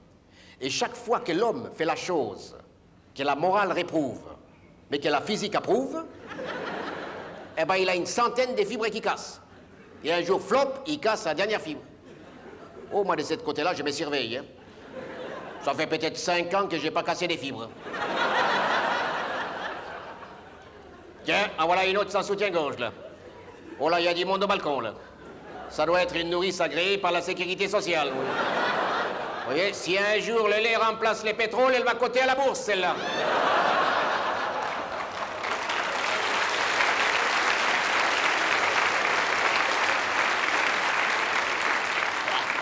Et les gens n'ont même pas l'air de s'étonner, dis donc. Ça trouve, c'est la nouvelle mode. Il y aura plus de soutien-gorge, et allez donc. Eh ben, j'en connais une qui va faire une tête, c'est ma sœur qui vend des soutiens-gorge. Faut que je lui téléphone. Je vais lui dire, Rachel, les soutiens-gorge, c'est fini. Tu peux les couper en 2. Tu vendras des calottes pour aller à la synagogue.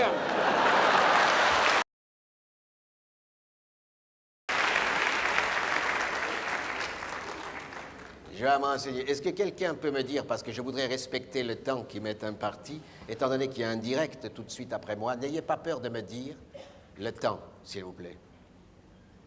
Parce que sinon, moi, je reste là jusqu'à 2 heures du matin. Hein.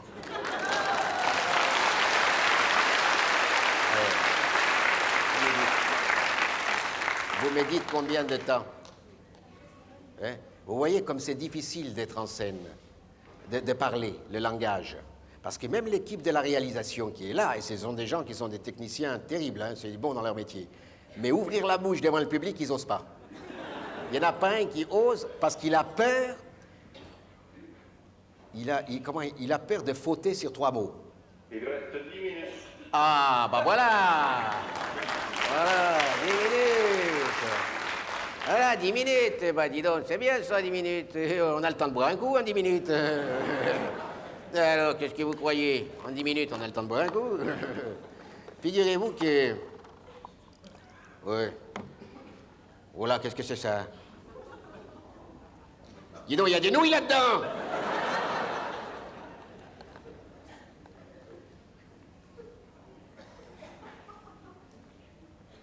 Oui, figurez-vous que dernièrement, comme il y a des enfants, je voudrais leur faire un peu de culture. Tu connais cette fable-là de La Fontaine? Les chattes, la belette et les petits lapins? Tu ne les connais pas? Dis palais d'un jeune lapin, dame et belette, un beau matin s'empara. C'est une risée, cette saleté. Elle porta chez lui ses pénates et ses savates, son argenterie et sa literie, un jour qu'il était allé en salopette faire trempette aux touquettes. Je la dirai une autre fois parce que je suis pas au point, là. Non, je suis pas au point. Après qu'il eut trotté, brouté, crotté, là j'ouvre une parenthèse parce que l'auteur n'emploie pas les mots crotté. Mais faut pas être hypocrite, hein. S'il a brouté, il a crotté.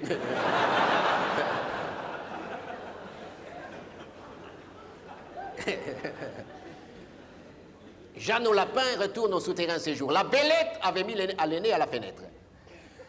Je suis seul ce soir, avec ma peine. Que vois-je ici paraître, dit l'animal chassé du paternel logis. Oh là, madame et la belette, que l'on déloge sans trompette où je vais avertir toutes les poulettes du quartier. Qu'est-ce que c'est, s'étonna la belette?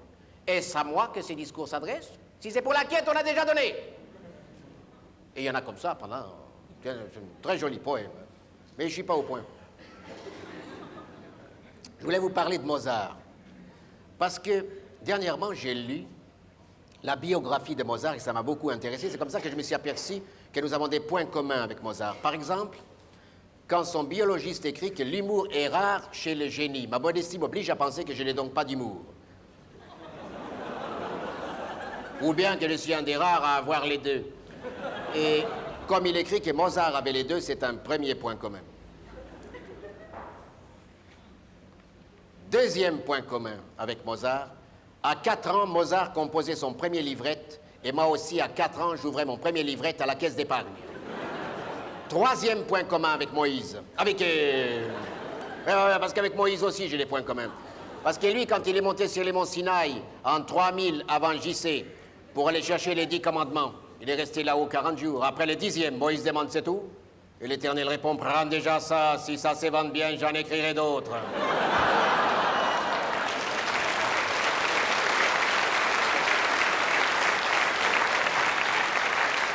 Mais la différence avec Moïse, c'est que Moïse, il recevait la parole divine. Il avait qu'à transmettre. Tandis que moi, j'écris la parole. Elle n'est peut-être pas divine, mais devinez combien je gagne. Ouais. Je ne suis pas prophète, moi. Et alors, troisième point commun avec Mozart, Mozart, à 25 ans, était au sommet de son génie, et c'est là que nos chemins divergent.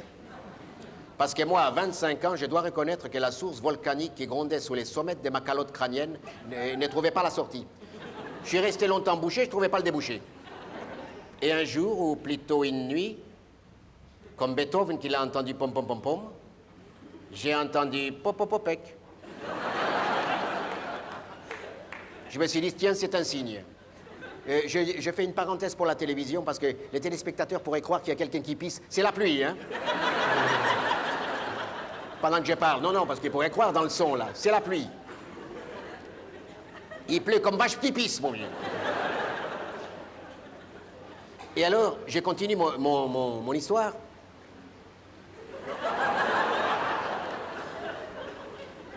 Je continue mon histoire. J'ai aperçu la Vierge comme je vais vous voir. Je me suis dit, c'est pas possible, elle s'est trompée d'appartement. Et elle m'a parlé. Elle m'a dit, Popek, le monde est triste. Fais-moi rire. J'ai dit, avec quoi, señorita? Ah non, là, ça me plaît pas, parce que c'est la femme du Seigneur. Bon, alors, señorita. Et elle, oui, et elle m'a tendu un stylo, garanti 3 ans en or.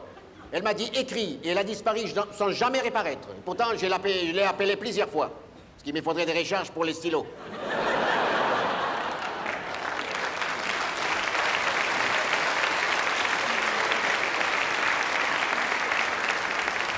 Et alors, dernier point commun avec Mozart, qui a écrit une sonate en aluminium en it mineur, intitulé Le marché au turc. Et moi, parallèlement à sa musique, j'ai écrit un poème en vrac, intitulé Le marché au pis. Je vais vous en chanter un morceau. Mais il faudrait un bon pianiste. Je me suis adressé au conservatoire pour avoir un pianiste pour m'accompagner. Ils m'ont proposé un premier prix. Je leur ai dit, votre dernier prix, c'est combien? Ça ne fait rien, je m'accompagnais moi-même. 1, 2, 3, 4. Vous pouvez m'isoler un peu, là? Merci. Je vais vous chanter la vie de Moïse, mon ami le vieux marchand de caleçons molletonnés, qui va de ville en village sur la place des maraîchers. Près de lui, il y a le bouquiniste, la mercière et les garçons bouchers, et la jolie petite fleuriste à l'accent de Méditerranée. Et je vois encore ce baratineur m'apprendre à monter, à démonter, à déballer, sa voix comme une crécelle vous fendait le cœur. Approchez, touchez-moi, ça ce n'est pas de la gnognotte. Approchez, choisissez, essayez, c'est l'adopter. C'est quand il fait froid qu'on se sent bien dans le tissé, que la fibre ne vous pique pas les quilles, etc., etc., quoi.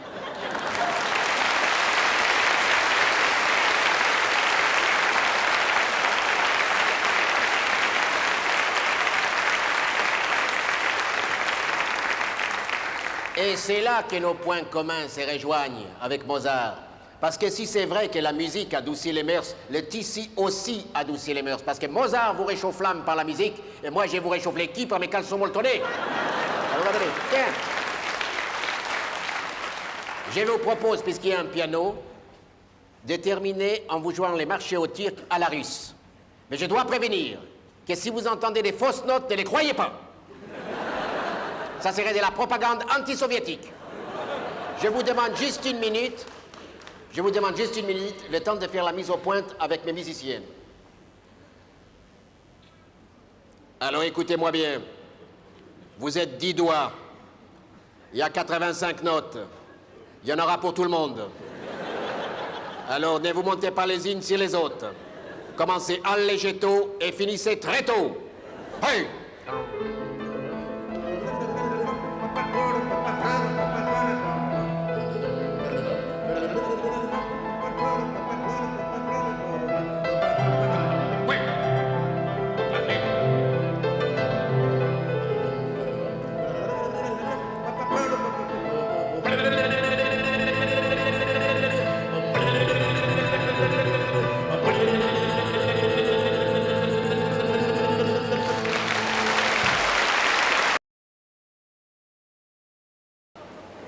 Pardon militaire, vous êtes marin, vous, hein? Tiens, je vous touche la pompon, il paraît qu'ils abordent bonheur. Tiens, je les touche encore une fois. Heureusement qu'on vous l'a mis sur la tête, hein, parce que... Vous savez quoi, tout le monde vient mettre la main au qui, hein? Faut pas les sauvages, tout de même, non? Je suis bien dans la gare du Nord, ici. Non, j'ai dit, je suis bien dans la gare du Nord, ici, hein? C'est la gaga, bon d'accord, oui. Ah oui, c'est la gaga, oui, vous me les direz demain, hein, oui, oui. Ah oui, c'est ça, oui, c'est la gaga, oui, j'irai passe par là demain, oui, oui. C'est la gaga, oui, envoyez-les-moi par la poste, ça va aller aussi vite, oui. Ah oui, oui, c'est la gaga, oui, il y en a un autre qui cherche la gare là-bas. Eh, venez monsieur, on va vous renseigner ici. Je suis tombé sur les gagas de la marine, moi. Eh, c'est la guigui, c'est la guigui, c'est la guichette, oui, oh, oui. Lâchez-moi un peu les baskets, hein. Et l'autre là-bas, 3 heures pour prendre une ticket. Et dis donc, vous n'êtes pas toute seule, vous là, hein? Il y en a qui attendent ici, oui. Il demande avec un changement maintenant. Il ne peut pas y aller directement, non? Il change pour emmerder le monde. Et pendant ce temps-là, il y a des gens qui attendent. Où que vous allez, vous, monsieur? Eh, la gaga, je vous parle pas, vous, bon sang. Gardez-en un peu pour l'arrivée aux pauvres. On va les rater tous autant qu'on est, là. Vous allez où, vous, monsieur? Vous allez où, vous? À Bruxelles, une fois. Ah bon, ça fait rigoler les Français, ça. Moi, j'y suis déjà allé 2 fois.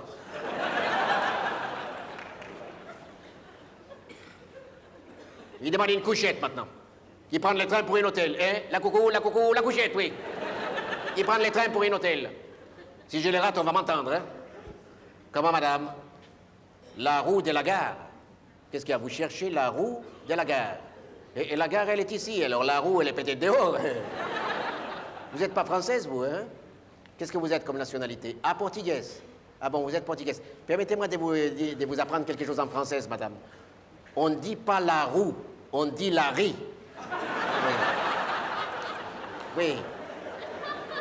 Oui. Faites attention, il pleut. Prenez un parapluie, madame. Ils en vendent là, juste dehors, oui. Ah, quand même! C'est pas trop tôt. Vous allez voir que quand on sait qu'est-ce qu'on veut, ça traîne pas. Inhaler l'île en 3e classe, s'il vous plaît. Comment? Il n'y a pas de 3e classe. Bon, alors, 2e, c'est combien? 140 francs. Moi, j'y comprends rien avec les nouveaux francs français. Ça fait combien, 140 francs? Hein? Caca, vous allez faire caca ici. À 14 000 francs. 14 000 francs pour aller à Lille. En France, hein? Pas à l'île d'Elbe. Je suis pas Napoléon, moi, j'ai pas les moyens. Bon, allez, je suis pas de la genre à marchander, moi. Hein. Vous avez dit combien? 140? Voilà 100 francs et on n'en parle plus. Oh, on n'est pas marché au pis. Je le sais qu'on n'est pas marché au pis. Pour qui vous me prenez, hein? Après tout, il est pas neuf, ce train, elle a déjà roulé, hein? Oh! Bah, je les prends pas, c'est bien sûr que je les prends, c'est vous qui ne voulez pas me les donner. Voilà, l'heure est passée maintenant, vous êtes contents? L'heure est passée, hein? On l'aura, non, on l'aura pas, on l'a raté. Comment, monsieur? Vous aussi, vous l'avez raté une fois? Et ben voilà, on l'a raté 3 fois. Allez, hop, merde.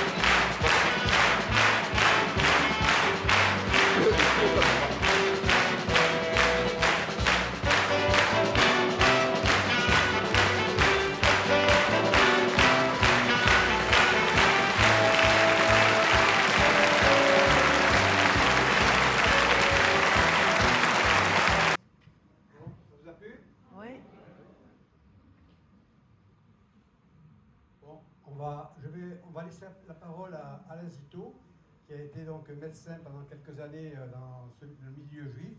Il a quelques anecdotes à nous raconter.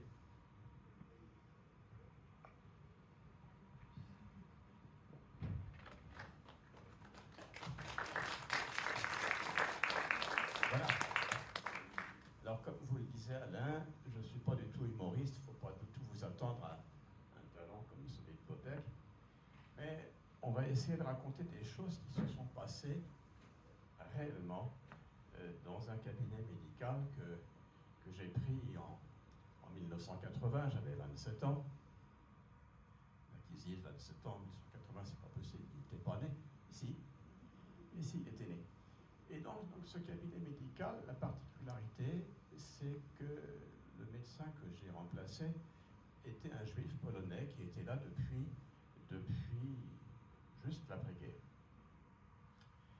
Alors donc, je le remplace, j'ai un réseau de spécialistes. Quand ça ne va pas très bien, j'envoie à l'hôpital. On est dans le 9e arrondissement de Paris.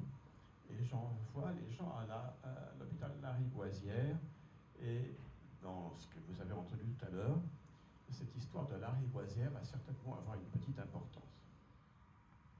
Donc la patientèle de ce médecin était principalement faite de juifs qui venaient de Pologne, de Russie, d'Allemagne. Et le point commun, c'est que tout le monde parlait yiddish, y compris le médecin, et pour eux c'était formidable parce qu'ils pouvaient s'exprimer, ils pouvaient parler avec lui dans toutes ces langues, parce qu'ils les parlaient toutes, et surtout bien sûr en yiddish. Et pour eux, c'était important d'avoir un médecin avec qui on pouvait parler, parce que le français, on peut dire que c'était parfois un peu approximatif. Alors, à force de les écouter, tous ces très braves gens, j'ai fini par prendre l'habitude un peu d'imiter leur accent. On a gardé un petit peu le souvenir, et cet accent permet souvent un humour d'abord involontaire. Involontaire parce que l'accent en question, parfois, donne des drôles de choses.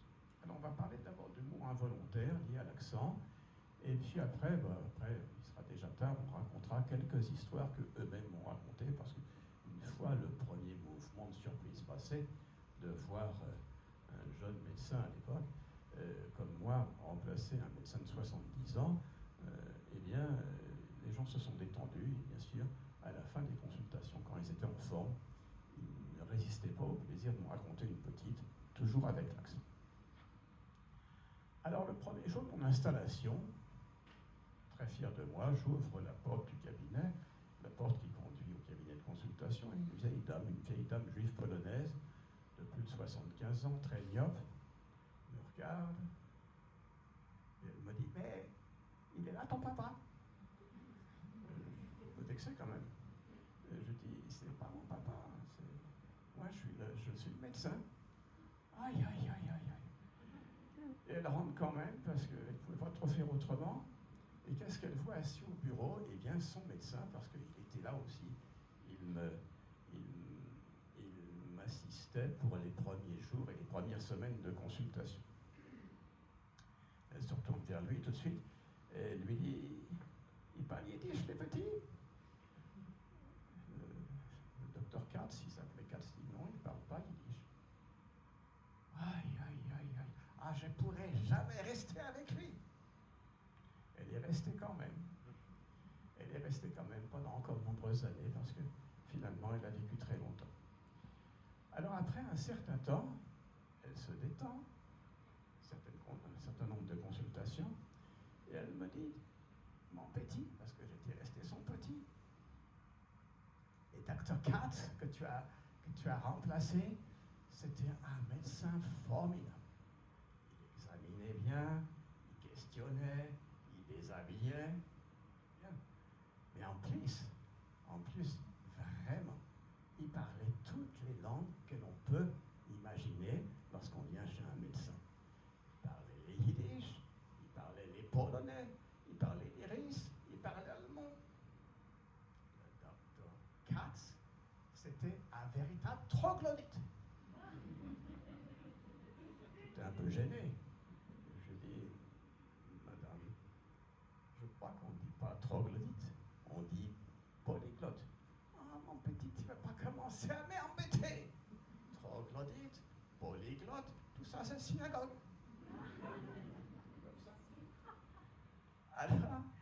Alors, on va parler toujours de l'accent et d'un autre couple. Et là, vous allez vous rappeler un peu de l'histoire que nous a raconté Popek. C'est un couple qu'on va appeler Enya. Enya, c'est la femme. Et Henri, c'est l'homme. Alors, Henri, en yiddish, un peu affectueux, c'est Herschel. Et un soir, Enya me téléphone, elle dit « Docteur, c'est terrible, Herschel, il a un vrai problème. Il a très mal dans la poitrine. Je crois qu'il fait un fractus. » Elle avait l'air tellement affolée que j'appelle le SAMU. Elle me le disait, elle me le dit elle-même. Elle dit, docteur, vous n'aurez pas le temps d'arriver. Appelez les docteurs Sami. Il va venir avec son camion. Le docteur Sami. Ils sont venus avec le camion, bien sûr. Ils l'ont emmené. Où est-ce qu'ils l'ont emmené? On est dans le 9e arrondissement. Ils l'ont emmené à la Rivoisière. Et le lendemain matin, je téléphone à Enya. Je fais, madame, est-ce que vous avez des nouvelles de votre mari? Ah, docteur, ne m'en parlez pas, je veux aller les voir. Et je regarde sur les plans de Paris et je ne trouve pas la Rivoisière. C'est où dans Paris? Alors je lui ai expliqué que c'était la Rivoisière et que pour y aller, il fallait descendre à la gare du Nord. Alors, voilà c'est à quoi conduit l'accent. Il y en a plein d'autres, vous l'avez entendu. Mais comme je vous l'ai dit aussi, lorsque les choses se détendent, après quelque temps, qu'on a pris l'habitude de ne plus voir son vieux docteur Katz, mais son petit docteur Zito, eh bien on commence à raconter des histoires. Alors je vais vous en raconter 3-4, pas plus, ce qui est un. Et chez les Juifs, ce qui est très important, ce qui domine souvent la situation, c'est l'angoisse de la mort. Est-ce qu'on va mourir? Et quel signe Dieu va m'envoyer pour me dire que je vais mourir? Et là, il y a le vieil Isaac.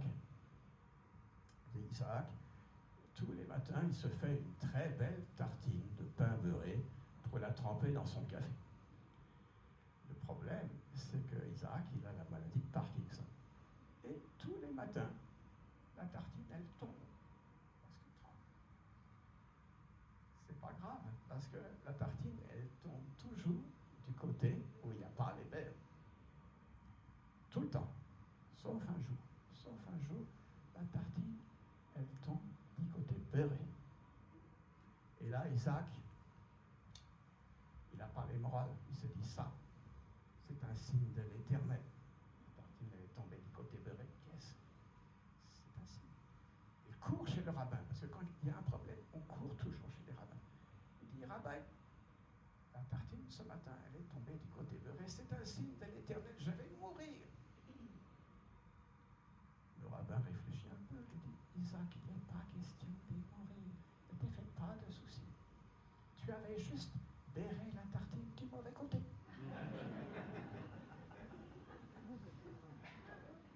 Alors, ce qui caractérise aussi les Juifs, et notamment, bien sûr, les mères juives, c'est que, pour elles, leurs enfants sont toujours un éternel souci, un éternel problème, et ça ressort dans toutes les situations de la vie, même quand on ne veut pas. Alors c'est l'histoire de 4 petites mères juives qui se décident à faire une petite partie de rami. Elles sont toutes les 4 autour de la table. Elles commencent à jouer, elles font plusieurs tours de cartes. Et puis, à un moment, il y en a une, ça lui échappe. Elle fait aïe, aïe, aïe, aïe, aïe, aïe, aïe, aïe, aïe. La deuxième, pris dans le mouvement, elle fait oi, oi, oi, oi, oi, oi, oi. Et la troisième, elle fait ah là là là là, ah là là. Et la quatrième, un peu en colère, dit je croyais qu'aujourd'hui on ne parlait pas des enfants. Alors les mères juives, à part ça, en dehors d'avoir des soucis pour les enfants, elles ont toujours l'impression que leur fils à elles, eh bien, c'est le meilleur, c'est lui qui a le mieux réussi. Et nos 4 petites mères juives n'échappent pas à cette règle. Et voilà qu'elles sont toujours en train de faire leur partie de rami. Et puis, à un moment, une n'y tient pas, elle se tourne vers ses amis et leur dit, vous savez, mon fils, dans les affaires, il a très bien réussi. S'il voulait, il pourrait s'acheter toute la rue des Rosiers. La rue des Rosiers, vous la connaissez, hein, c'est à Paris, dans le quartier juif. Toute la rue des Rosiers. La deuxième, un peu vexée. Le fait, tu sais, la rue des Rosiers, c'est rien du tout. Moi, mon fils, ça marche tellement bien les affaires que s'il veut, il peut s'acheter tout Paris. Troisième, très énervé, dit, non, tout ça c'est de la rigolade. Mon fils, le geschäft, il marche tellement bien qu'il pourrait s'acheter tout New York. La quatrième se lève, elle se crie, et vous là, qu'est-ce qui vous fait penser que mon fils à moi, il veut vendre?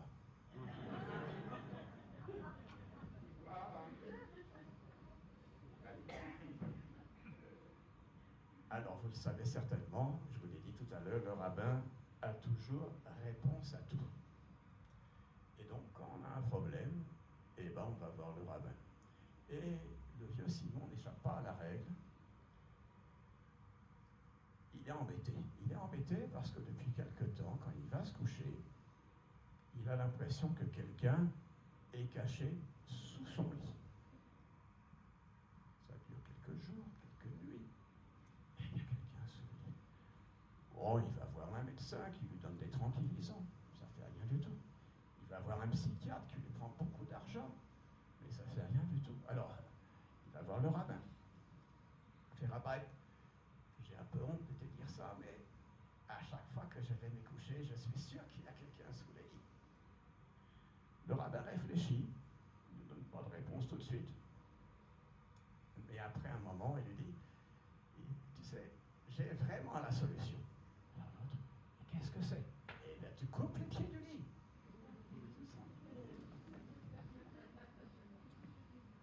Alors, pour finir, il y a une chose qui caractérise les Juifs, et surtout les rabbins, c'est leur grande confiance en l'Éternel, quoi qu'il arrive. Notre ami, le psychologue, nous en a parlé tout à l'heure, le Juif a confiance en l'Éternel. Et les rabbins particulièrement. Alors, c'est pas parce qu'on est rabbin qu'on n'est pas sportif. Et c'est un jeune rabbin qui décide de passer ses vacances à la montagne. Il est à la montagne et comme il est jeune, il est sportif, et bien il prend les chemins les plus escarpés. Et quand il est là à flanc de montagne, eh bien c'est là qu'il est bien parce que il peut parler à l'Éternel, il lui parle, il discute avec lui. Et c'est formidable. C'est formidable jusqu'au jour où il prend un chemin tellement étroit que le sol se dérobe sous ses pieds et il tombe dans le précipice. Quelle horreur! Il tombe dans le précipice, et par un réflexe de survie, il s'attrape à une branche d'un petit arbuste qui poussait là, et le voilà dans une situation épouvantable. Il est là accroché au petit arbuste, les jambes qui battent dans le vide, et il ne sait pas du tout ce qu'il doit faire, il va sûrement mourir. Alors il s'accroche de toutes ses forces, et puis il trouve aussi la force de crier, il y a quelqu'un! Ah, rien du tout. Il recrie, il y a quelqu'un! Et personne ne répond. Une troisième fois, il y a quelqu'un! Par pitié! Et là, il y a une voix qui s'élève, comme ça, du ciel, grave. Il lui dit, Moïse, parce qu'il s'appelle Moïse. C'est l'Éternel qui te parle. L'Éternel, ton Dieu. Tu es dans une mauvaise situation, mais je vais te sortir de là. Alors, tu vas te lâcher. Lâche-toi de cette petite arbre, tu vas tomber dans le précipice, tu tu vas aller vers le fond, mais avant que tu t'écrases au fond comme une galette, je tendrai la main. Et tu tomberas au creux de ma main et tu n'auras aucun mal. Lâche-toi. On le chemin. Il a la sueur au front. Il lâche une des deux mains. Il regarde. Et puis il crie, il n'y aurait pas quelqu'un d'autre. Et voilà.